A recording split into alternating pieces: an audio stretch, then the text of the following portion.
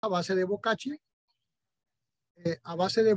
y a base de lombricompost. Lombricompost preparado a partir de la pulpa del café.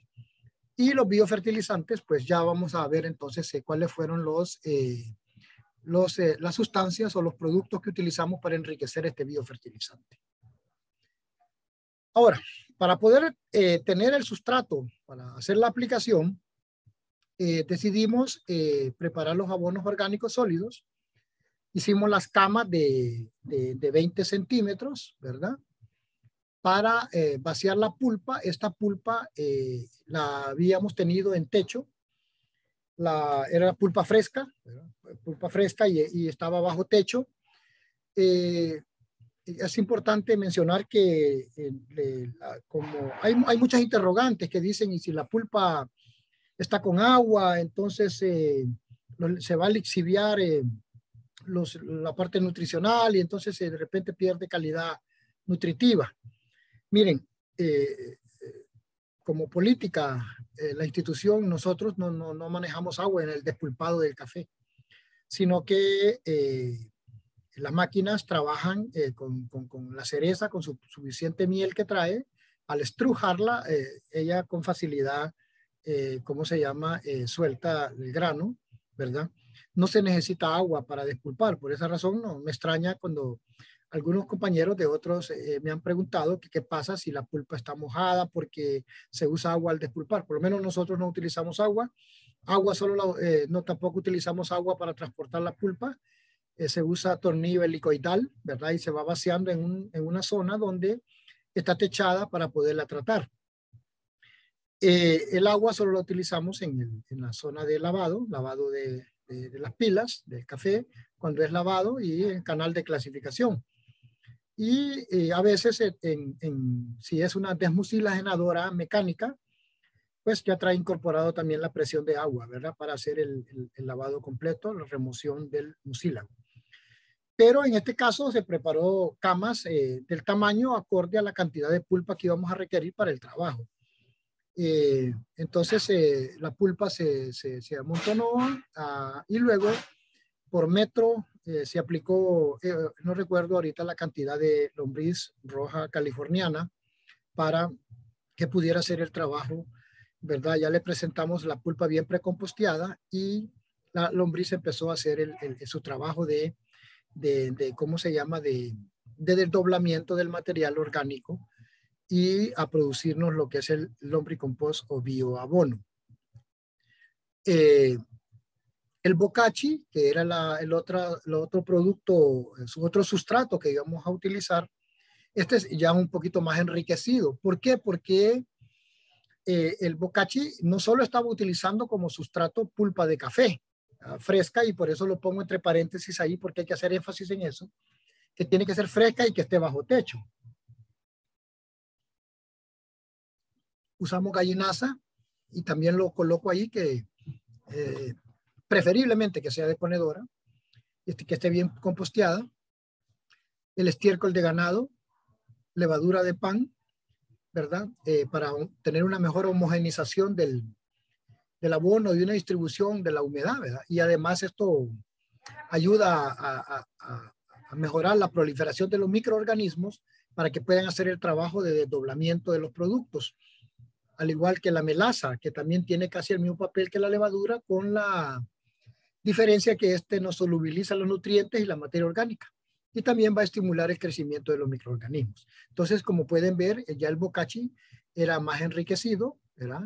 Y, ¿cómo se llama? Para hacer el producto. Con los grupos anteriores hemos tenido algunas preguntas referente a la elaboración de estos productos. Yo les digo que por la disponibilidad de los nutrientes, ¿verdad? La caficultura orgánica, pues ustedes tienen mucha experiencia en ello, saben que la disponibilidad de los nutrientes no son como lo es en la nutrición convencional. Entonces, una manera de ayudar nosotros a que estos productos estén, y que la parte nutrimental que contienen estos productos estén a disposición lo más rápido posible para la planta, es haciendo una buena molienda de estos productos. Si nosotros pudiésemos hacer una molienda y tener un buen micronizado de este material, yo les aseguro ¿cómo se llama? Que la planta lo va a tener a mayor disponibilidad. Más rápida no les puedo decir en función de tiempo, pero sí les puedo decir que al estar más fino, más superficie de contacto, es más reactivo y entonces, ¿verdad? La planta lo puede tomar con mayor facilidad. Sí hay que tener cuidado con la parte de lavado, que se puede lavar porque al ser muy fino también, ¿verdad? Eh, eh, pues puede perderse por erosión hídrica. Entonces, en este caso, pues nosotros pudiésemos recomendar al productor, si es una ladera, si es una pendiente en la que está cultivando, que pueda incorporarlo, ¿verdad? Y eso también va a facilitar para que esté en la zona de intercambio catiónico o en la micela del suelo o en la solución del suelo para que la planta pueda empezar a tomar estos nutrientes. Para preparar nosotros este bokashi, pueden ver, hicimos una relación 3-3-2-1. Esta relación lo que nos dice es, este 3, estamos hablando de 30 quintales de pulpa fresca, ¿verdad? El otro 3 son 30 quintales de gallinaza compostada, ¿verdad? El 2 significa 20 quintales de cascarilla de café o de arroz. Nosotros utilizamos la cascarilla del café que se trilla para cuando ya lo vamos a vender en oro. Entonces utilizamos esos 20 quintales de cascarilla y 10 quintales de sacos de vacaza fresca. Ese es el 1. 3-3-2-1, esa es la relación. Ahora, ustedes dirán, ¿y por qué estas cantidades están escritas en piedra? No. La relación la deberíamos de mantener porque es la que ha dado mejores resultados. Pero los volúmenes va a depender de la cantidad que ustedes quieran preparar. En este caso nosotros estábamos preparando esto para la cantidad del ensayo, ¿verdad? Y pues que nos pudiésemos tener por lo menos que no nos quedáramos sin el producto a la hora de que lo íbamos a ocupar. Le agregamos, pueden ver ustedes, un galón de melaza. En caso de que no haya melaza, pues estas lajas de dulce, no sé cómo le llaman ustedes, el dulce de batido, ¿verdad? Este se parte y se pone a hervir con agua y ya tenemos la melaza ahí, o la fuente energética, ¿verdad? Para la solubilización de los nutrientes y la materia orgánica y que los organismos empiecen a hacer el proceso de mineralización. Le agregamos 2 libras de levadura, ¿verdad? A esto también para lo mismo, ¿verdad? Para la homogeneización y que haya una mejor reproducción del sistema microbial y que haya una buena fermentación en el producto. Y agregamos agua a prueba de puño, ¿verdad? Para que pudiéramos precompostearla bien. Entonces pueden ver que sí estaba bien enriquecido el bokashi. También preparamos un biofertilizante. Este es en forma anaeróbica. Este biofertilizante es el que les explicaba yo, que consideramos 3 etapas fenológicas del cultivo que para nosotros eran importantes: la prefloración, hacer la aplicación del biofertilizante en mezcla con un caldo sulfocálcico, que más adelantito les voy a decir cómo lo preparamos y cuál fue la mixtura que hicimos para hacer la aspersión vía foliar.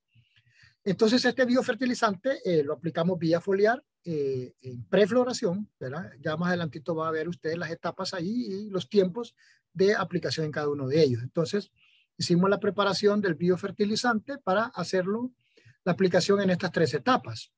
La etapa de prefloración, ¿verdad? Cuando ya le llamamos nosotros que está en E3 o E4 la flor, antes de la antesis, está en etapa E3 o E4, entonces ya nosotros podemos hacer la aplicación y esto hasta condiciona el grado de humedad que se aplique para que también ella empiece a abrir la flor, porque la flor con unos pocos milímetros de agua ya entonces como que se activa, hay un chip que lo activa y entonces se provoca la antesis. Y luego, 60 días después hicimos la segunda aplicación, más o menos cuando ya habíamos terminado la floración, las floraciones del ensayo.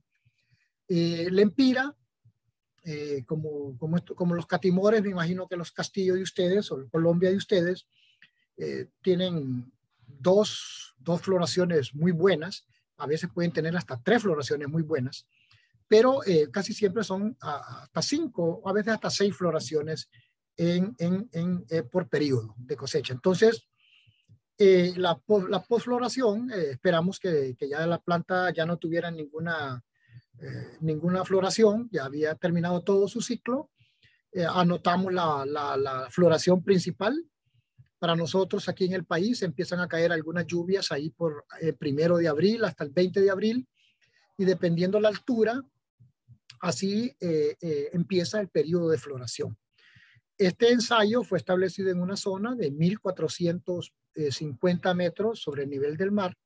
Está ubicado este centro experimental en lo que en Honduras le llamamos el corredor seco, ¿verdad? Está como al suroccidente de Honduras y es un lugar, ¿verdad? Que es bastante seco, pero estas lluvias que caen en abril, entonces nosotros siempre técnicamente recomendamos, ya sea para nutrición convencional o para nutrición orgánica, que se anote la floración principal y 60 o 65 días después hacemos por lo menos la nutrición convencional. Pero en este caso, como se trataba de orgánico, era únicamente cubrir los 60 días para hacer la segunda aplicación, que era la de la posfloración. La de llenado la hicimos 45 días después, ¿verdad?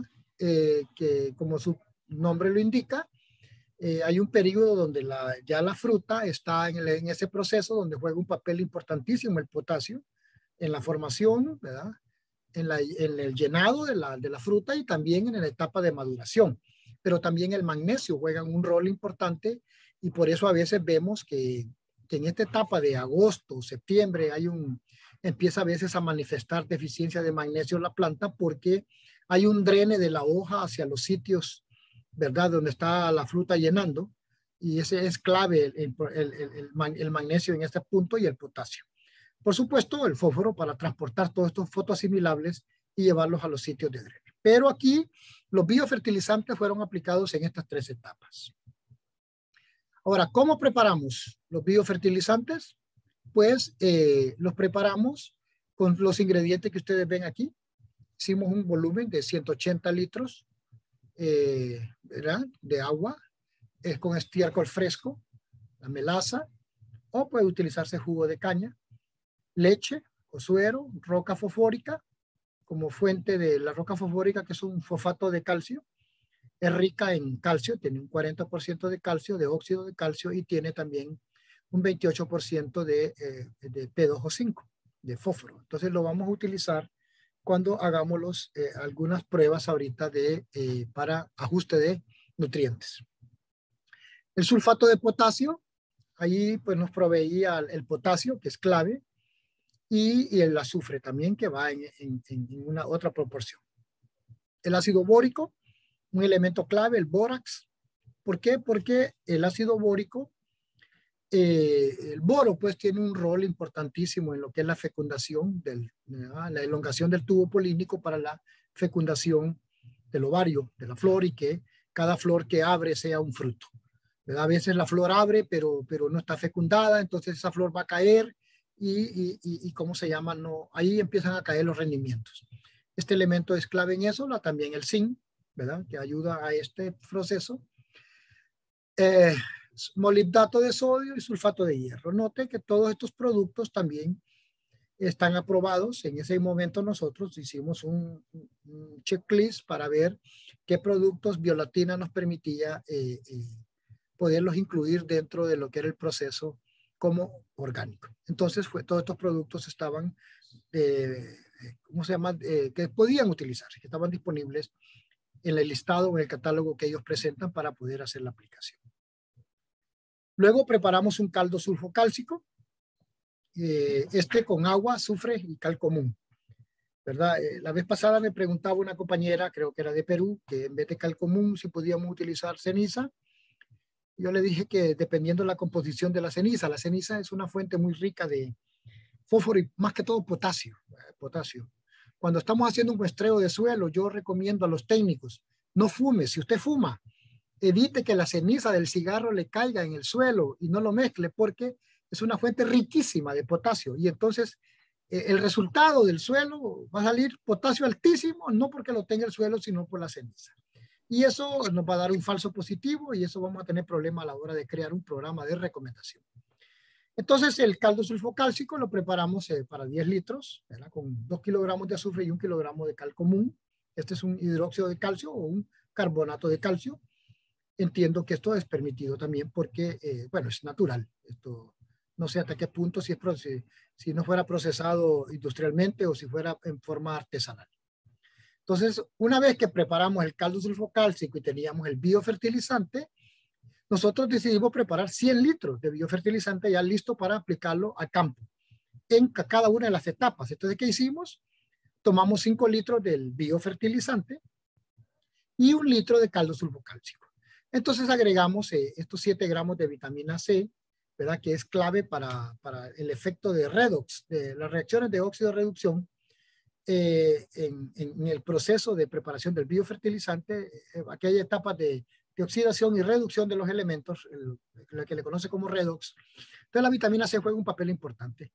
Algo que sí es importante mencionar es que no hay que exceder en esto, porque el exceso de esta vitamina C también puede provocar pues que haya como un detenimiento o disminuye el crecimiento, podemos decir así, de la planta o del nuevo tejido.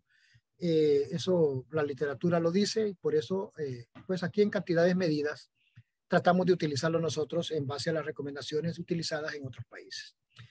Preparamos esto con esos 5 litros del biofertilizante, 1 litro de caldo sulfocálcico, 7 gramos de vitamina C y lo llevamos a 100 litros.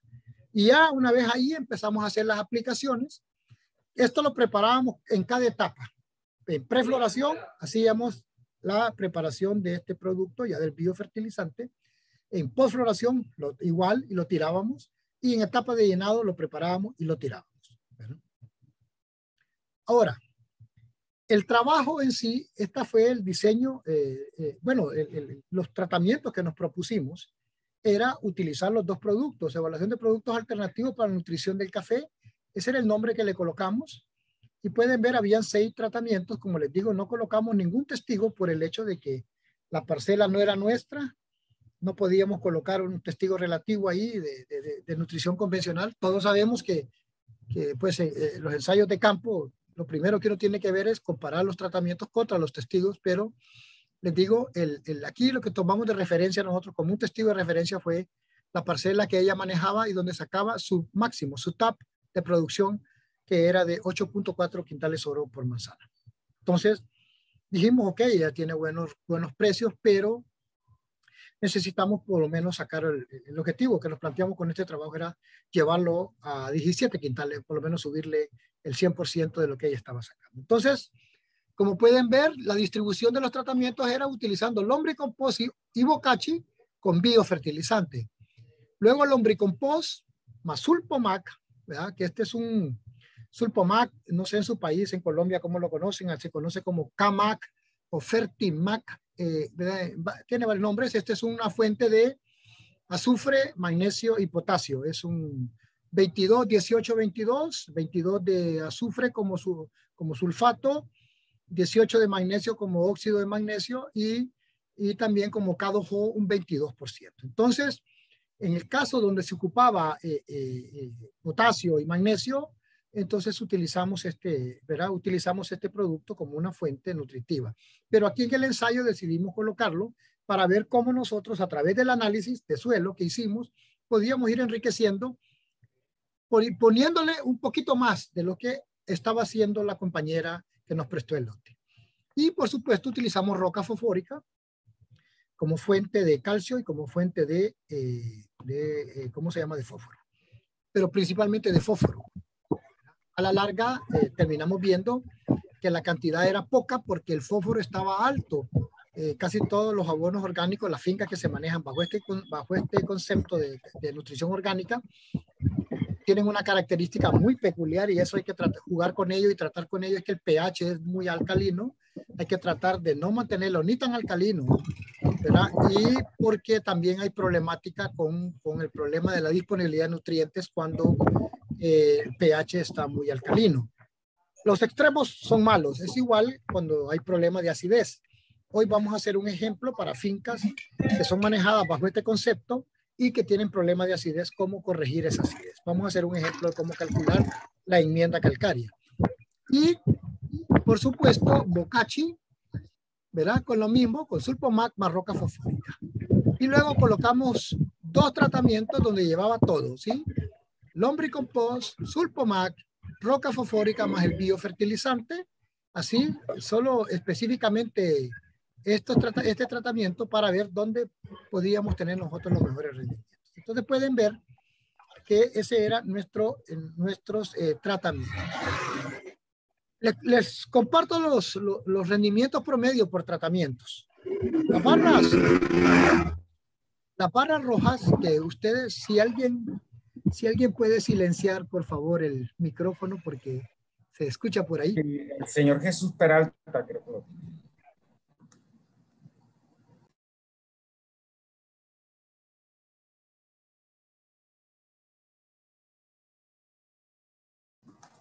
Doctor Alan, el micrófono, activarlo, por favor. Ah, ok, ya lo activé. ¿Me escuchan, verdad? ¿Me escuchan? Ya, excelente, Okay, excelente. Ok. Entonces, les decía, el primer año para nosotros dijimos, ok, esta planta la miramos que va a tener una buena cosecha, esperamos que responda bien también al plan de nutrición que le vamos a hacer nosotros. Verá, y ahí con un poquito de temor, a ver porque estábamos explorando y queríamos ver hasta dónde podíamos nosotros tener unos buenos rendimientos. Entonces, nuestra sorpresa es que este tratamiento, ¿verdad? Que es a base de Bokashi, roca fosfórica y ¿cómo se llama? Y Sulpomac, fue el tratamiento que nos permitió a nosotros tener los más altos rendimientos, ¿verdad? El primer año, las barras rojas, puede ver usted, cuando hacemos el prorroteo a manzana, pues tenemos 37 quintales, 37.5 quintales en el primer año, en este tratamiento. El otro tratamiento donde lleva ya el biofertilizante más toda la carga esta de los orgánicos con 29.5 y el Bokashi más biofertilizante con 30. Luego tenemos los lombricompost, ¿verdad? Están acá, ¿ya? Casi con 24 quintales el primer año. Ya con el biofertilizante con 15 quintales, 15.6 quintales. Y que es el mejor tratamiento para nosotros, tanto en el lombricompost como en Bokashi, teníamos 21 quintales en este momento, ¿verdad? Entonces, pueden ver ustedes que el primer año nosotros nos dimos por complacidos. Si nuestro objetivo era llevar este ensayo a 17 quintales. Entonces, al tener estos rendimientos, nosotros fuimos los más sorprendidos, ¿verdad? Entonces, porque no esperábamos ese resultado. Sin embargo, dijimos, bueno, puede ser que hayamos arrastrado lo que la hizo la compañera allí en el lote. Bueno, todavía no nos dábamos el crédito. Pero nuestra sorpresa es que ya el segundo año, que es la barra azul, sí notamos que hubo una caída bastante grande, ¿verdad? En la cosecha, pero aún era sostenible, ¿verdad?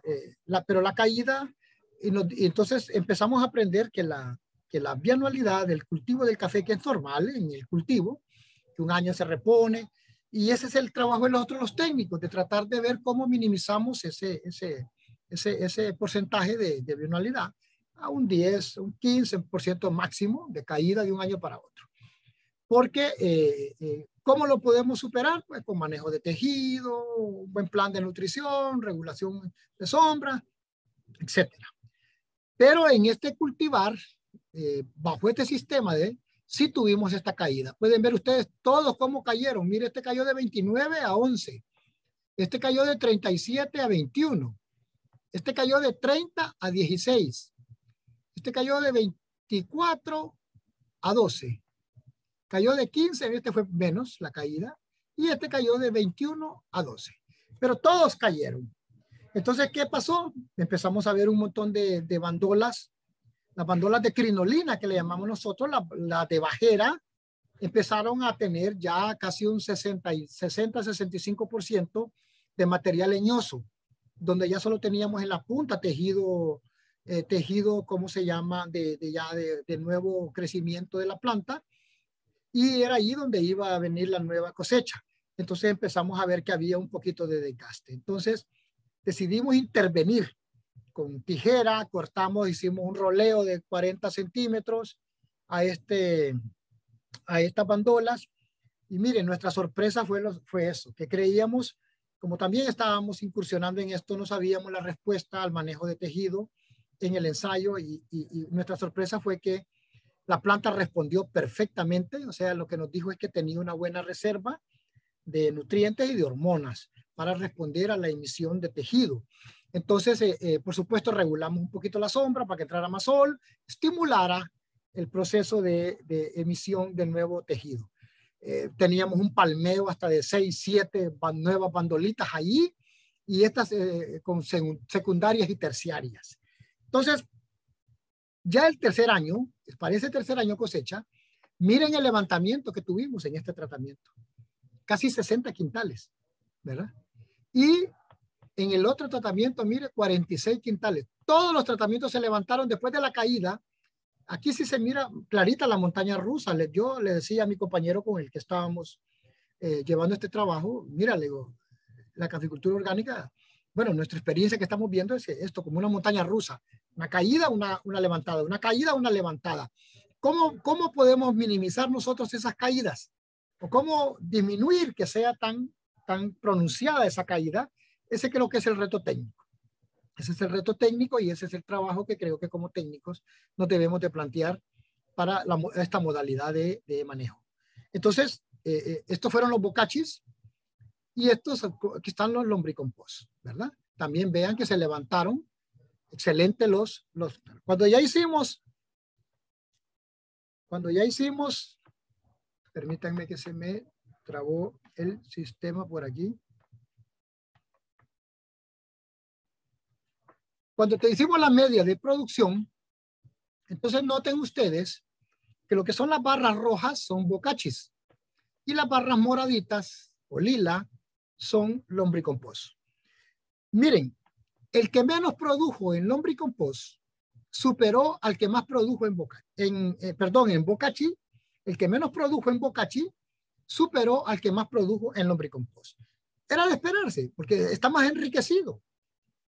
Aquí hay empresas que preparan este bocachi y no solo con lo que yo les planteé allí, melaza, bacasa, cascarilla de café o de arroz, ¿cómo se llama? La levadura, el lombricompost, la pulpa precomposteada. Hay gente que lo enriquece con ceniza y lo enriquece con otros productos, le llaman harina de hueso, Bueno, aquí hay unas cooperativas que les digo que son expertas en esto. Y entonces hasta tienen unas vetas de piedras que le hacen por cromatografía para ver la presencia, porque sí solo es cualitativa la presencia o ausencia de minerales en esas rocas y las trituran, las muelen y enriquecen sus bocaches. Pero esta era nuestra experiencia. No podíamos meternos tanto a esto porque no iba a ser nuestra especialidad, pero estoy compartiendo la experiencia que tuvimos y los resultados que tuvimos. Entonces, noten ustedes que el bocachi, por ser más enriquecido, era de esperarse. En esto no tuvimos sorpresa que fuera más productivo, ¿verdad? Claro, por supuesto, el hecho de que sea más productivo significa que tiene más costo también. ¿Por qué? Porque ocupa más materia prima. Entonces, ya el costo, cuando hacemos la relación costo-beneficio, que con la pena del mundo se las voy a quedar debiendo, no lo tengo, pero sí les voy a comentar algo del costo de más o menos de cada quintal del bocachi para nosotros. Pero esa es una tarea pendiente, hacer esta relación y para posiblemente en una próxima ocasión vamos a poderles compartir esa experiencia para ver más o menos cuánto es la utilidad neta por ingreso, por quintal producido a través de bocachi, porque también hay que ver cuánto nos cuesta, a cómo vendemos y cuánto es el ingreso neto, ¿verdad? O por lo menos la tasa de retorno anual, ¿verdad? Que tenemos con este producto. Miren ustedes, 39 quintales, 29, 32, 27, 28 podemos decir aquí, 26, pero esto nos sorprendió. La media que ella tenía era 8.4, lo máximo que sacaba. Y nosotros con lombricompost haciendo las 3 aplicaciones y enriqueciéndolo con Sulpamac y con roca fosfórica, que ella no lo estaba utilizando, sino que solo estaba utilizando un bocachi y en otras partes lo pulpa. Entonces nosotros llegamos al mínimo tratamiento, nos produjo 23 quintales. Estábamos casi 3 veces más de lo que estaba sacando ella, con el que menos nos estaba produciendo. Entonces pueden ver ustedes que la media de producción en quintales oro, no estoy hablando pergamino seco, fue de 28 quintales oro por manzana. Esa fue nuestra meta. Ella misma estaba sorprendida. Los compradores que son de Estados Unidos creían que ella, cuando les dijo el tipo de cosecha que tenía, creía que ella estaba agarrando café de otros lotes y les estaba dando gato por liebre. Pero en una visita, era un matrimonio, era norteamericano, fueron a ver el lote y estaban sorprendidos del trabajo y les compartimos, logramos nosotros interactuar con ellos para que vieran qué tipo de trabajo estábamos haciendo y que todo estaba pegado a la normativa de certificación orgánica. Hicimos un análisis de componentes principales para ver cómo estaba la distribución y vemos nosotros en el biplot que al lado izquierdo están todos los tratamientos a base de lombricompost. O sea, todos los tratamientos a base de lombricompost, y al lado derecho están todos los bocachis y está asociada a la producción en libras uva. O sea que la productividad está asociada, como lo vimos en las barras anteriores, a los tratamientos a base de bocachi. Pero no solo eso mirábamos en el biplot, sino que mirábamos que asociados a este es el peor tratamiento, el que menos produjo contra el que más produjo. Están separados con equidistancia, ¿verdad? En el biplot. Eso nos dice que hay una separación entre los tratamientos a base de los 2 productos. Además, asociados a los tratamientos del lombricompost encontramos nosotros estos elementos tóxicos, el aluminio y la acidez intercambiable, que tienden a causar problemas en el sistema radicular del café y que por ende la planta no se puede nutrir correctamente. Y es un elemento que hay que eliminarlo del suelo, ¿verdad? A como sea, con enmienda calcárea más la aplicación del orgánico, que también es una enmienda orgánica, y con eso nosotros suspendemos este producto. Ahora, aparece asociado potasio. Potasio no es tóxico, es un elemento clave en la nutrición, hasta para la resistencia a enfermedades, hasta para el efecto de temperaturas extremas, muy calientes o muy frías. El potasio es clave junto con el zinc para resistir estas ¿cómo se llama? Estos climas variables. Ahorita que estamos en la parte de variabilidad climática, entonces nosotros, ¿verdad? Nos sorprendió el hecho de que el potasio estuviera asociado a los peores tratamientos y a los elementos tóxicos. Sin embargo, la conclusión que pudimos llegar es que aquí hay elementos que se asocian en forma positiva y hay otros que en forma negativa. Lo que quiere decir es que el potasio dice que fue una limitante para la productividad en estos tratamientos. Entonces, mándese usted a saber si el lombricompost, ¿verdad? Posiblemente necesitaba ser un poquito más preparado, no sé, le faltó tiempo y posiblemente el potasio no estaba tan disponible. O sea, esas fueron las conclusiones que nosotros llegamos. Sin embargo, aquí podemos ver el asocio de otros elementos, ¿verdad? Con cada uno de los tratamientos. Ahora, esta es la media de producción y estas fueron las medias de producción durante el ensayo, durante 3 años. Note usted que esta era la media de que ella tenía, el top de producción de 8.4, que fue casi, como les digo, un testigo de referencia, si lo queremos llamar así, porque no estaba dentro de la estructura del diseño experimental nuestro. Entonces, pero pueden ver que el primer año tenemos 26 quintales, 14 el segundo, y aquí tenemos, ¿cómo se llama? Más de 40 quintales ya en el otro, en 49 quintales ya en el tercer año. Este se fue el año de mayor repunte, fue donde vimos prácticamente la influencia ya del plan de manejo que nosotros teníamos. Nos hicieron una sugerencia, ¿por qué no lo continuaron? Tal vez posiblemente iba a bajar ¿cómo se llama? La bianualidad, ¿por qué? Bueno, pues hay muchas preguntas, lastimosamente no pudimos continuarlo, pero el reto que estamos en esto, y vamos a continuar con estos estudios de trabajo. El suelo, suelos típicos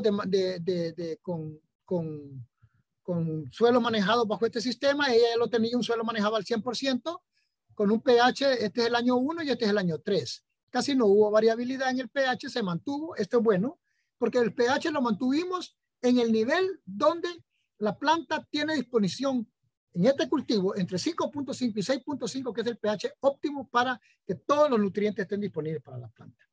Y, ¿cómo se llama? La materia orgánica disminuyó un poco. ¿Por qué?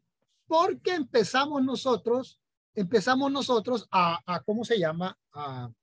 Pues a agregar algo, otros productos, algo, otras cosas que aceleraron, ¿verdad? La descomposición de esta materia orgánica. En este caso, por ejemplo, la dosis de melaza, la levadura. Entonces empezamos nosotros a posiblemente acelerar ese proceso de mineralización y empezó a haber un mayor consumo de la materia orgánica del suelo, de la reserva del suelo, y con eso nosotros tuvimos más nitrógeno, más fósforo orgánico, más azufre.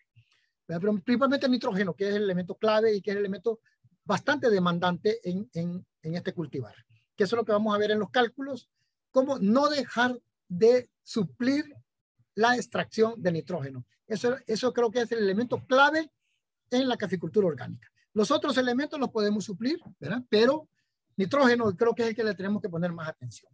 Y así pueden ver ustedes, fósforo, hubo bastante consumo, estábamos en un rango normal, quedamos un poquito cortos. Potasio también, el mismo, todo pueden ver ustedes, casi sufrió el mismo proceso de ¿cómo se llama? De asimilación del producto, la disponibilidad del producto para que la planta, ¿por qué? Porque a la planta se le estaba demandando más.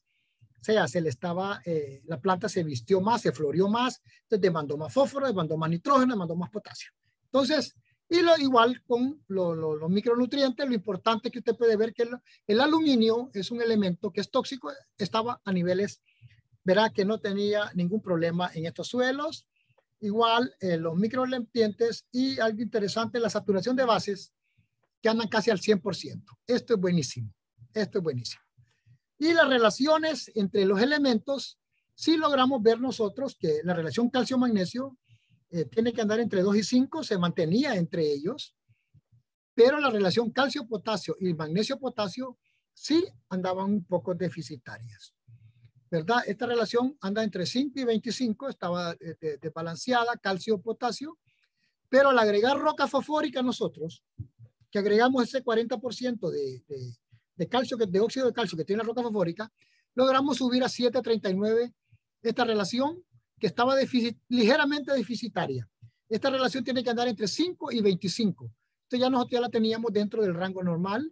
Magnesio, potasio, sí, vamos a serles honestos, no logramos llevarlo a los rangos normales porque el Kmac que agregamos era poco en base al cálculo del suelo y creemos que no era suficiente para poder levantar los valores de magnesio en la planta. Y la relación magnesio-potasio debería andar entre 2.5 y 15. Ustedes pueden ver, nos quedamos ligeramente cortos. ¿Verdad? Casi llegamos a los 2.5 al final. Entonces, posiblemente tendríamos que aplicar un poquito más de Sulpomac para poder mejorar esta relación. Esta relación calcio más magnesio entre potasio, que tiene que andar entre 10 y 50, ahí sí estuvimos bajos. O sea, aunque la relación entre ellos esté buena, ya en términos absolutos contra el potasio, porque el potasio es un elemento que está en niveles altos en estos productos que se aplican y entonces hay un poquito de balance. Entonces aquí una de las sugerencias nuestras y recomendación nuestra era enriquecer estos productos con una fuente que lleve calcio, magnesio para mejorar esta relación. Porque si bien es cierto, a la hora de aplicar fertilizantes, no consideramos las relaciones para estructurar un plan en sí, sí se deben considerar por el efecto antagónico o sinérgico que hay entre ellos para la absorción de los nutrientes. Y como conclusión, se las leo rápido del trabajo. Los tratamientos a base de Bokashi presentaron los rendimientos más altos que los del lombricompost. El tratamiento 4, que era el de Bokashi, Sulpomac y roca fosfórica, fue el que superó a todos los ensayos. Y el tratamiento 6, que era la bomba nuestra, que era tanto el de bocachi como el del lombricompost, más sulfamac, más roca fosfórica, más biofertilizante, fue el que menos rendimiento tuvo. Hay que ver qué pasó acá. Se supone que estos biofertilizantes debieron habernos mejorado esto. Posiblemente hay una especie de bloqueo, si hay que darles más tiempo. Aquí hay mucho que aprender, hay mucho que estudiar. Y con este único trabajo nosotros no podíamos llegar a conclusiones de decir únicamente, creo que vimos por el efecto que en los dos sustratos, tanto bocachi como lombricompost, hubo para este ensayo, para estas condiciones, una especie de como bloqueo de la absorción de los nutrientes, y entonces se fue donde tuvimos los mejores, los más bajos rendimientos, siempre considerando que tuvimos casi 3 veces más que la base que ella tenía de producción. Los suelos no presentan problemas de acidez, tienen una buena saturación de bases, y aquí una conclusión que llegábamos nosotros es que las variedades mejoradas sí responden a este tipo de fertilización, a pesar de que son altamente productivas y tienen alta demanda de nutrientes. Entonces, ¿verdad? Las recomendaciones es que tuvimos una experiencia muy particular, que el sombreamiento debe ser un poquito mayor, porque aquí tenemos que mantener el balance entre productividad y agotamiento. Entonces, sí miramos que tuvimos la experiencia de que un tratamiento se nos secaron las plantas de sombra, y entonces ese tratamiento se agotó. Pero ese mismo tratamiento en otros lugares donde estaba con buena sombra, no pasó eso. O sea que no era efecto de los productos que estábamos poniendo, sino del efecto lumínico. Entonces, llegamos a concluir, bueno, aquí tenemos que mejorar un poquito la sombra. Hay que mantener un equilibrio, no tratar de irnos tan arriba a producir al techo, pero que haya una media para que la planta pueda tener un sistema de reserva y de regeneración. Otra conclusión, otra recomendación es que también respondieron a la poda, ¿verdad? Y que se debe manejar esto. Hay gente que maneja los cafetales bajo este sistema y no los toca. Los deja ahí, que se digan que no, ahí se va a volver a vestir. Entonces hay un momento en que estamos nutriendo leña dentro de la planta. Cuando ya tenemos un 60, 65, 70% de agotamiento en una bandola, usted está alimentando leña. Entonces, necesitamos hacer manejo de tejido, ¿verdad? Cualquiera que sea, la planta a nosotros nos respondió perfectamente. Aquí coloco lo que les decía, que hay que enriquecer estos fertilizantes orgánicos con calcio y magnesio para mejorar estos valores y mejorar las relaciones, porque son elementos claves. El calcio está ocupando un papel importantísimo en la planta de café con esto de las enfermedades fúngicas, especialmente roya. Hemos encontrado que el revestimiento de la lámina con calcio es clave para inhibe o bloquea un poco o obstaculiza, sería la palabra, la ureospora del Hemileia bastatrix para que provoque la roya. Y así los otros hongos como micena, como mancha de hierro, ¿verdad? Otra recomendación es hacer estudios posteriores con esta cuestión del uso de biofertilizantes para tener un poquito más claro el panorama y dar una recomendación más puntual al respecto. De hecho, estamos utilizando nosotros otros ensayos de campo donde ya estamos utilizando diferentes ya con bioles, ¿verdad? Y más o menos les voy a compartir eso. Rápidamente, esto de fertilización mixta, sé que no es lo de ustedes, pero quiero compartir lo que fue una experiencia, queriendo ahorrarle al productor el 50% del uso de fertilizantes convencionales, 50% de fertilizantes convencionales, más el otro 50% con abono orgánico. Estos fueron los tratamientos que nos propusimos. Pueden ver ahí, 1, 2, 3 kilogramos a base de lombricompost, 1, 2, 3 kilogramos a base de bocachi, y un testigo que era a base del 50% de la fertilización convencional. Y esto lo llevamos a campo, más o menos la comparación productiva por año, ahí la pueden ver ustedes, 3, 13, 23. ¿Por qué 3? Pues esta era una receta de 6 meses cuando empezamos este ensayo. Este sí fue nuestro centro de investigación, y dijimos, bueno, mira, aquí tenemos 7 puntos y algo de aluminio.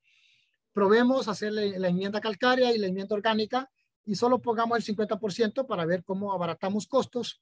Y y que el productor utilice este subproducto en vez de tirarlo a los ríos, a las quebradas, mejor que lo aproveche para, ¿verdad? Para aplicarlo aquí, ¿verdad? Y en este caso el bocachi, les voy a ser honesto, no lo compramos nosotros, se lo compramos a una cooperativa de mujeres indígenas de la misma zona que se llama Comucap, y ellas elaboran esto y nos costaba más o menos 100 lempiras. ¿Cuánto estoy hablando ahí? Estoy hablando como de $3 el quintal, 3.50 $. Eso nos cuesta un quintal a nosotros de ese bocachi con las productoras de esa cooperativa, ¿verdad? Entonces, para que tengan una idea más o menos, que tengan una referencia de cuánto nos costaba. Bueno, en ese momento que establecimos el ensayo, posiblemente hoy esté un poquito más caro, pero en ese momento era más o menos qué sé yo, podría ser como unos $3.50 $3.50 por quintal de bocachi que nos preparaban. Entonces, pueden ver que conforme fue creciendo la plantación, fue incrementando la cosecha. Más o menos rapidito, todo este trabajo todavía está en el horno, estamos terminando lo de afinar, no está, por eso no ven salida de un análisis estadístico con InfoStat, sino que traté de hacerlo así en Excel para más o menos que tuvieran una idea. Las producciones a base de lombricompost y las producciones a base de bocachi. El primer año, por supuesto, era una recepa de 6 meses, era poquita. El rojo, siguiente año, pueden ver que ya 2 kilogramos supera inclusive el lombricompost al de 3 kilogramos. Y aquí ligeramente lo supera el de 3 kilogramos al de 2, pero el costo es mayor porque ya aplicar un kilogramo más de este abono es totalmente más caro. Y ya el tercer año, que era el que nos interesaba a nosotros, que es la barra verde, que era donde estábamos concluyendo este trabajo, pueden ver este tratamiento de 1 kilogramo, nos quedamos como con 14 quintales. El de 2 kilogramos, que para nosotros es el mejor tratamiento, el 50% del abono orgánico más 2 kilogramos, tanto de lombricompost como de bocachi, logramos producir 25 quintales, y aquí está, miren, 25 quintales, un poquito más de 25 quintales. Entonces, y el tercer año, perdón, el de 3 kilogramos, el lombricompost más bien disminuye. Entonces, más bien tiene más caro, es mucho costo, y tiene mayor productividad y es un poquito más barato que pero también no podemos poner uno. Entonces, aquí el trabajo es, ok, ¿qué tal si yo uso 1.5? ¿Estaré por aquí? La planta lo presenta. Esos son los estudios que tenemos que ir viendo. 1.3, 1.5, 1.6 kilogramos. Cuestión de buscar un equilibrio, porque no es tan fácil producir. Tampoco la caficultura orgánica no es tan barata. Y suplir, encontrar materia prima para fertilizar por lo menos 1, 2, 3 manzanas, no es fácil. No es fácil. Entonces, ya ustedes pueden ver con el bocachi fue un poquito más estable entre 2 y 3 el tercer año, pero también anduvieron allí arribita de los 25 quintales, siempre también 2 kilogramos de bocachi, que también fue el mejor tratamiento. Y les quería mostrar algo que pasó en el suelo. Este es el testigo, las barras verdes es aluminio, suelo súper tóxico, altísimo el aluminio. Este segundo año se nos disparó el aluminio tanto porque hubo un efecto de lluvia en el país y entonces tuvimos, ¿cómo se llama? Tuvimos una solubilización del aluminio bastante alta. Pero la barra azul es calcio y la barra amarilla es magnesio. Pero ya el tercer año, miren ustedes que igual, sigue el aluminio altísimo con calcio y con magnesio.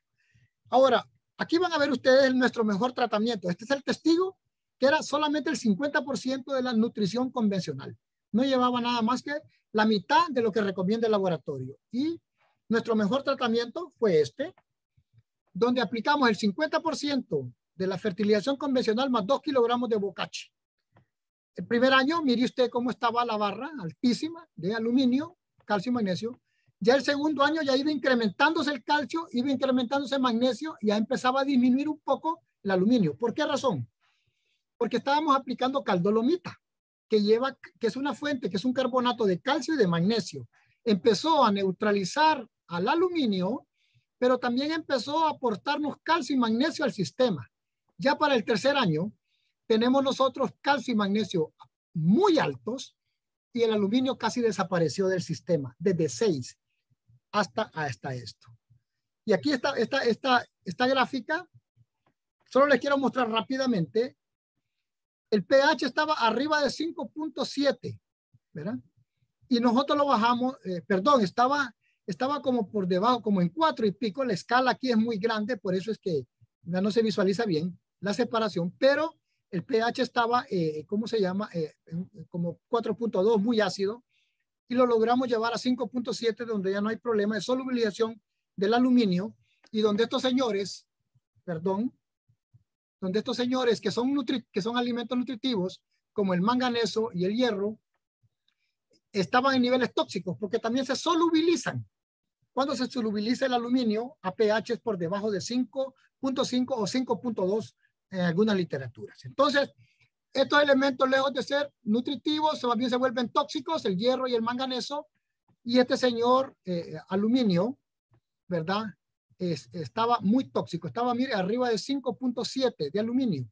Esto es una temeridad. Y cuando aplicamos el mejor tratamiento, que es el 50% de la nutrición convencional, más los 2 kilogramos de bocachi, y esto lo mismo sucedió también con lombricompost, ¿verdad? Pero puede ver usted que empezó a subir el pH a niveles ya arriba de 5.7. La materia orgánica disminuyó más bien. ¿Qué pasó aquí? El problema es que en los suelos ácidos, los microorganismos encargados de mineralizar la materia orgánica se van por las condiciones tóxicas y entonces son sustituidos por hongos y algunos actinomicetes que tienen una tasa mineralizadora bien baja. Entonces, no hay quien procese la materia orgánica. ¿Qué pasó aquí? Cuando nosotros aplicamos la enmienda calcárea y la enmienda orgánica, inmediatamente, no solo aplicamos la parte, porque nosotros no visualizamos el abono como el orgánico, solo como el abono, como la parte química, cuánto nitrógeno, cuánto fósforo, cuánto potasio, sino la carga microbial que nos está aportando para mejorar todos los sistemas de absorción o los ciclos de los elementos que son claves para que la planta los absorba, y también cómo nos ayudó a mejorar la estructura del suelo. Entonces podemos ver que disminuyó la materia orgánica porque hubo mayor consumo. Ya hubieron obreros que empezaron a trabajar la materia orgánica. Y con el fósforo, lo tengo encerrado aquí en rojo, porque pueden ver ustedes que, ¿cómo se llama? Estaba en niveles bajísimos y lo logramos llevar a casi a 16. ¿Qué pasó aquí? Fósforo atrapado por el aluminio, fosfatos de aluminio, no disponibles de fósforo para la planta. Una vez que se liberó, que se aplicó la enmienda calcárea más la dosis orgánica, se liberó fósforo. Y entonces ya el fósforo empezó a estar disponible para la planta y empezaron a mejorar los niveles. Lo mismo pasó con el potasio, aunque la escala no se mira bien porque está muy pequeña, o muy grande, perdón, la escala. Lo mismo pasó con el calcio, lo mismo pasó con el magnesio. En sentido contrario, al igual que la materia orgánica, es el aluminio. Estaba tóxico, súper tóxico, arriba de 7.5, de 5.7, y lo logramos llegar a los 3 años a 0.35 mil equivalentes en 100 gramos de suelo. O sea, importantísimo. Y estos dos señores que ya los bajamos a niveles que ya no eran tóxicos. Este es un ensayo que se lo menciono así rápidamente. Es el que estamos haciendo en campo ahorita con violes.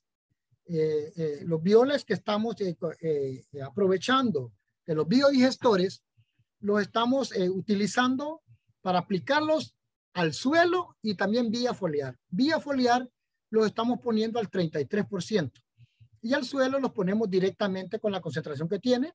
Como pueden ver, aquí sí ya tenemos nosotros un testigo absoluto sin aplicar nada, ni biol ni nutrición convencional. Y aquí tenemos 2 testigos relativos, 100% de la nutrición convencional, el 100% de la nutrición convencional más la aplicación de biol foliar, para ver qué nos aporta este biol foliar con la diferencia contra este. Y luego vienen las aplicaciones al suelo de los bioles, 1000 ml, 2000 y 500, más el biol foliar. Luego viene la mezcla de los 1000, 2000 y 500 ml de biol más el 100% de la nutrición convencional más el biol, para ver qué efecto tenemos con ellos, pero no nos hemos querido quedar ahí. Aplicamos los 1000 ml de biol al suelo más el 50% de la nutrición convencional, para ver si podemos bajar un poquito más, ¿verdad? Podemos ahorrar o producir lo mismo. Queremos ver, porque este es un trabajo que este año estamos concluyéndolo, ¿verdad? Entonces vamos a ver los resultados más adelante. Y lo hicimos también ya con el 25% de la nutrición convencional, más los 1000 ml, que es la referencia que tenemos de las cooperativas y de algunos estudios que tuvimos que evaluar para poder montar este trabajo. Este es un trabajo que está en campo, ¿verdad? Posiblemente ya a partir del otro año ya tengamos resultados y vamos a poder compartirlos con algunos de ustedes. Y aquí lo dejo yo, me levanto porque, ¿verdad? Voy a pasar ahora a la pizarra para poder hacer unos cálculos de lo que es la nutrición 100% orgánica en lotes donde no se tiene análisis foliar, perdón, análisis de suelo, y lotes donde sí se tiene análisis de suelo, y cómo vamos a hacer los ajustes 100% orgánicos en base a productos, algunos que nos han compartido los compañeros que han estado en los grupos anteriores y algo otros que tenemos nosotros referencia aquí en nuestro país. Así que me voy a levantar ahorita acá y el compañero José puede tomar ahorita la batuta mientras me levanto y voy a la otra porción donde tengo la pizarra para empezar a trabajar los cálculos. Ok, gracias, doctor Alan. Excelente exposición del diseño experimental que expuso. Bueno, y da muy buenas ideas para hacer un plan de fertilización orgánica. Bueno, entonces a continuación el doctor Alan va a hacer unos ejercicios propios de caficultura orgánica, de interpretación y dosificación con base a los análisis también no teniendo esos mismos análisis de suelos. Entonces, el doctor Alan en este momento pues está dirigiéndose a un sitio donde está una pizarra y en esa pizarra él va a hacer el proceso o el modelo matemático para hacer los cálculos correspondientes. Bueno, entonces... bueno, estamos José, ya estamos aquí al otro lado. Sí, entonces, hay que dejar de compartir, doctora. Ok, permítame. José, tienes que dar lectura a las preguntas participantes. No tengo cómo compartir esas preguntas. Están en el chat, tienes que leerlas. Ah, ok.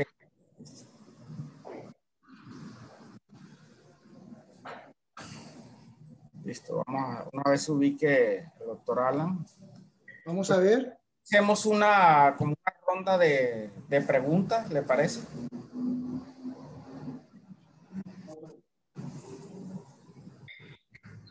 Hola, ¿hoy sí? Sí, doctor Erazo. ¿Me miran? Bueno. Observan toda la pizarra, ¿verdad? Sí. ¿Se observa bien toda la pizarra? Creo que hay que colocarlo en primer plano usted.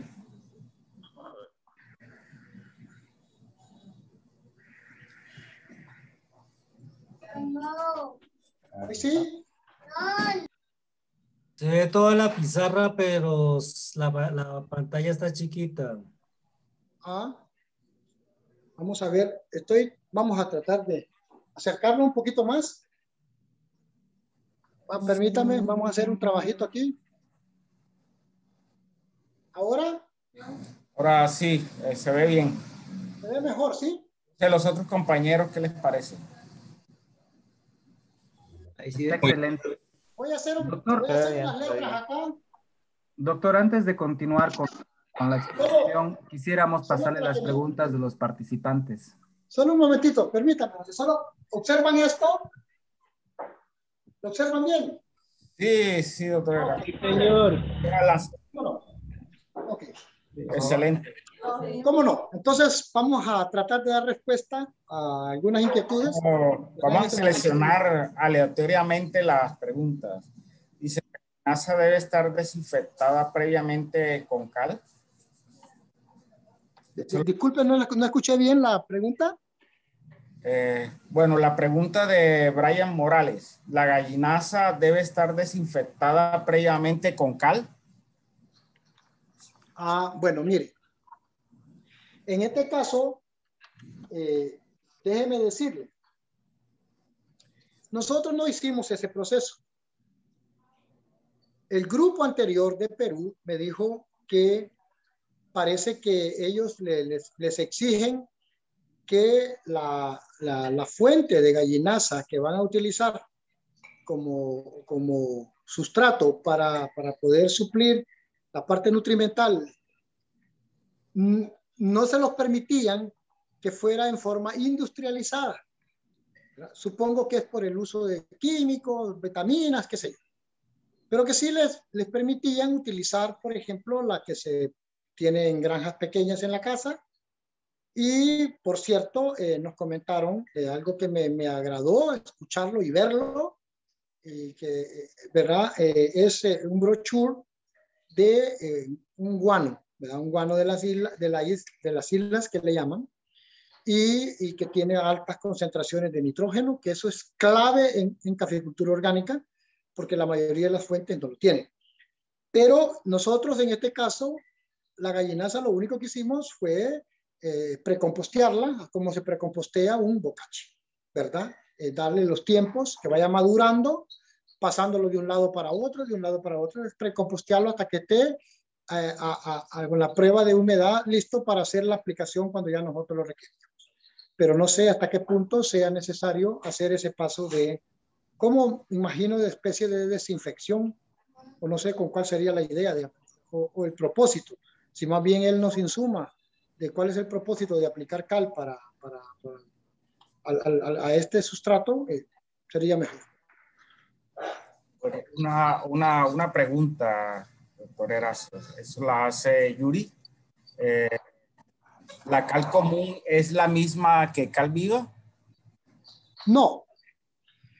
Le explico. Las vetas donde se saca la cal de las laderas es un carbonato de calcio. Es el calcio que está en forma natural. Entonces ese carbonato de calcio se pone a quemar a 1000 grados y lo que se obtiene ahí es un óxido de calcio, que es lo que está preguntando él. Óxido de calcio. Pero ese óxido de calcio es muy reactivo. Es buenísimo. Tiene un 70-75% de concentración de calcio y tiene una capacidad de reacción muy acelerada. Pero tiene un inconveniente que también que causa problemas. Por decir algo, urticaria, picazón, puede provocar hasta sangrado de nariz. Entonces es irritante. Entonces, no lo podemos utilizar, aun cuando sepamos las propiedades químicas, ¿verdad? Que tiene, y los beneficios que puede tener en la parte de enmienda. Nosotros no lo recomendamos cuando se produce en forma artesanal, que los artesanos nuestros sacan el material de las laderas, ¿verdad? De los montículos, de la montaña, y luego lo queman a 1000 grados, obtienen ese óxido de calcio. Entonces, ¿qué es lo que hace el productor? Para poder comercializar esto y que pueda ser utilizado este producto, le echan agua. Entonces, lo que hacen es a cal viva, le echan agua y forman un hidróxido de calcio, que es la famosa cal hidratada o hidróxido de calcio, ¿verdad? Entonces, esa cal sí la utilizamos nosotros como enmienda y la recomendamos. Y podemos hasta hacer un ejemplo acá. Pero la otra es la otra es dolomita, ¿verdad? Que es un carbonato de calcio y magnesio. Pero el óxido de calcio es esa etapa previa al hidróxido. Ojo, hay industrias que están procesando esto y por química están llegando a tener óxido de calcio y óxido de magnesio en sus productos, pero ese no es irritable y usted lo puede aplicar. Pero ojo, eso es a través de la industria. Ya el productor convencional, no podemos nosotros utilizar, ¿cómo se llama? Ese óxido de calcio porque es corrosivo. Bueno, doctora, una última pregunta para este segmento.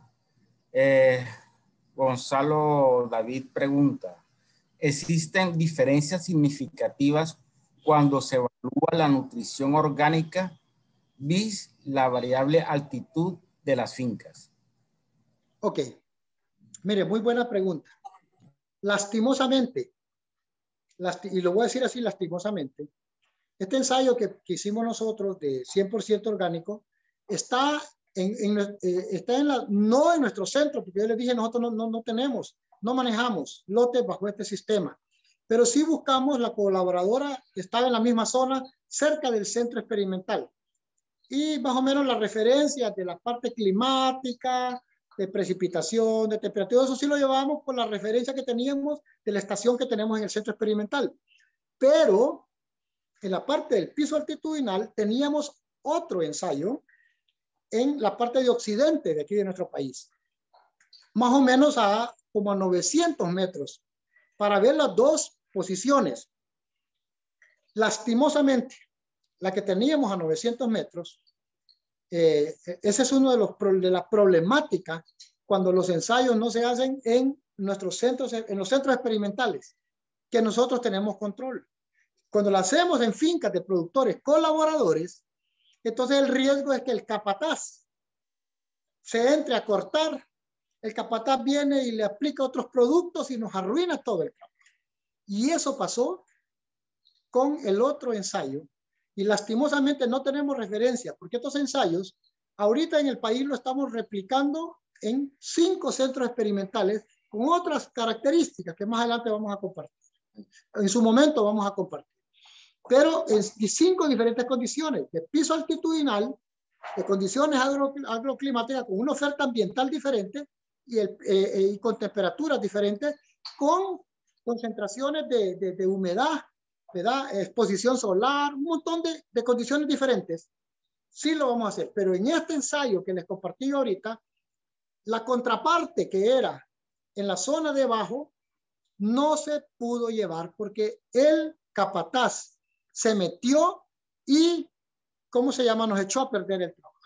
No solo nos recolectaba la fruta, sino que también hacía otras aplicaciones y nos contaminó totalmente los tratamientos. Entonces no pudimos, ¿verdad? Entonces esa es una de las experiencias tal vez un poquito fea, amarga que uno tiene en estos casos, porque ya llevábamos el segundo año y el varón nos contaminó todo, nos echó a perder todo. Por eso es que nosotros decidimos no montar trabajos de este tipo con productores colaboradores. A veces el dueño de la finca tiene toda la voluntad, pero el capataz a veces toma él atribuciones como que si él fuera el dueño y le echa a perder el trabajo a uno, ¿verdad? Por esa razón, no tengo para poder haber hecho la comparación estadística, para ver si había significancia estadística, o como una conclusión a diferentes pisos altitudinales.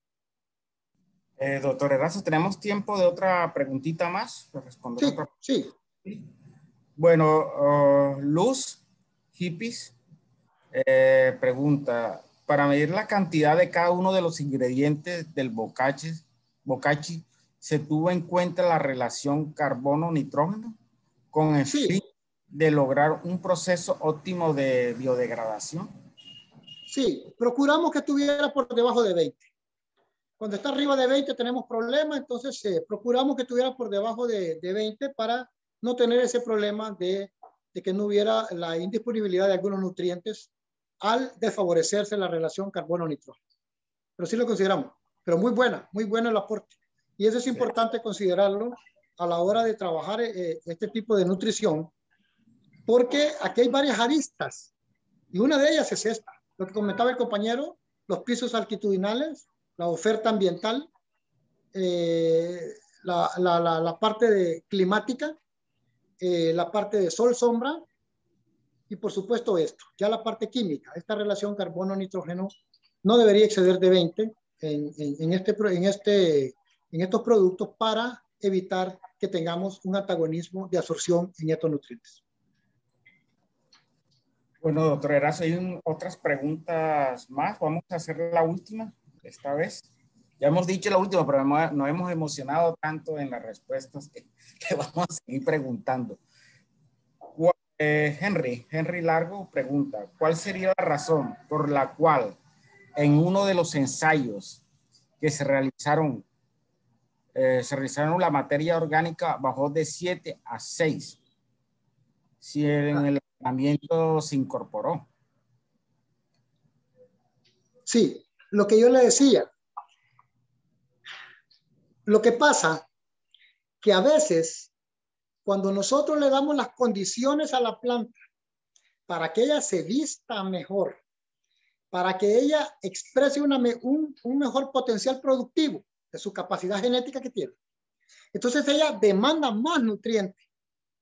Por supuesto, va a demandar más nutrientes para poder soportar o sostener esa cosecha. La planta de café es un ser vivo, es una excelente madre y hará lo que sea para perpetuar su especie y llevar que cada frutilla de esa la lleve a su estado de maduración. ¿Qué pasa? Cuando una planta tiene una mayor carga fructífera, suceden dos cosas. Uno, y lo vamos a ver en una de las charlas, la charla que voy a dar el próximo lunes, si Dios quiere, el efecto que encontramos nosotros, que a mayor vestimenta, a mayor carga fructífera, a mayor ataque de patógenos, especialmente roya en café. Pero en base a la pregunta que dice, ¿qué pasa? Cuando la planta está expresando una mayor carga fructífera, empieza su proceso de absorción de mayor cantidad de nutrientes. ¿Qué pasa cuando hay una limitante microbial? Y es aquí donde la parte microbial es importantísima en el medio. ¿Cuántos microorganismos mineralizadores tengo yo en mi sistema de banda de absorción? Porque es allí donde se está mineralizando esta materia orgánica para disponer el nitrógeno para ¿qué pasa? Mayor demanda, mayor. Doctor, active su micrófono. Doctor Alan, por favor ponga el volumen. Eso, ok. ¿Ahora me escuchan? ¿Me escuchan? Sí, doctor Alan, siga, por favor. Le decía que cuando nosotros enriquecemos el producto que le estamos poniendo como abono orgánico, como fertilizante orgánico, ese enriquecimiento que lleva melaza, que lleva, ¿cómo se llama? Ceniza, que lleva la levadura, que lleva el suero. O sea, le estamos agregando una cantidad de microorganismos que van a acelerar el proceso de mineralización. Más mineralización, más nitrógeno, más fósforo orgánico, más azufre y alguna porción de zinc, pero ¿qué va a pasar? La materia orgánica va a tender a disminuir, porque la materia orgánica lo que se determina es carbono orgánico. Entonces las bacterias lo que hace es que empiezan a trabajar. Por eso es que en los trópicos el 5% de la materia orgánica se considera como estándar que es nitrógeno total. El 5%, y lo vamos a ver en los cálculos acá, es bajo. Sí, es bajo, pero es un proceso continuo. Entonces, ¿qué pasa? Cuando enriquecemos el medio, para darle respuesta y concluir, entonces usted está aplicando más bacterias, más microorganismos mineralizadores, y esos van a mineralizar, valga el juego de palabras, esa materia orgánica, y por ende, esta va a tender a disminuir porque se está aprovechando más. No significa, claro, hay que haber un balance, tiene que haber un balance entre lo que está entrando y lo que está saliendo, y eso es lo que vamos a ver acá. Pero sí lo vimos en el suelo, el efecto no fue tan marcado como cuando sí lo vemos en un ensayo como el de 50-50, que no había quien procesara suelos ácidos. Miren, un suelo ácido es un suelo que las raíces donde topan con el aluminio se retraen, se encogen, porque la planta, ella lo absorbe al aluminio y no sabe que es tóxico. Entonces, ¿qué pasa? Es tóxico no solo para la raíz, es tóxico para toda la microbiota que está allí. Entonces, ¿qué pasa? Ellos se van porque es un ambiente que no es favorable. ¿Y quién sustituye los espacios? Los hongos. Tasa mineralizadora bien baja. Y algunas especies de algunas bacterias que tienen una tasa mineralizadora bien baja. La parte de microbiología del suelo es clave en esto. Entonces, ¿qué sucede? ¿Está allí la materia orgánica? Sí, pero no hay quien la procese. Miren, cuando ustedes escarban un suelo y observan que se mueven lombrices, la lombriz de suelo, ese suelo está sano.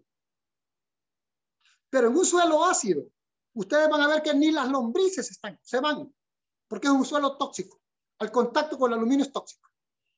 Mejoremos el sistema con la enmienda calcárea, con la enmienda orgánica, y entonces vuelve el sistema vuelve el sistema a tener un equilibrio y empieza de nuevo el proceso de mineralización y de fijación de los elementos para que la planta los pueda empezar a absorber. Recuerden que hay un proceso en el nitrógeno, proceso en el fósforo, proceso en el potasio y en otros nutrientes donde los microorganismos intervienen para que la planta pueda tener tanto en la micela del suelo, en la zona de intercambio, como en la solución los nutrientes para poderlos absorber y sostener una cosecha. ¿Verdad?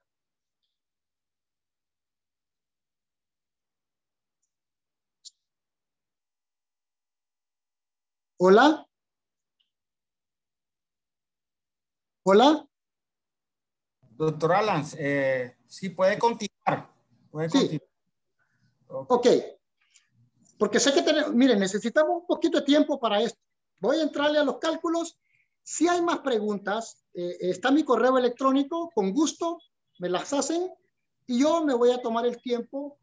Permítame, se me está desactivando el micrófono. ¿Se escucha? Está bien, doctor Alan. ¿Está bien? Ok, ok. Bien.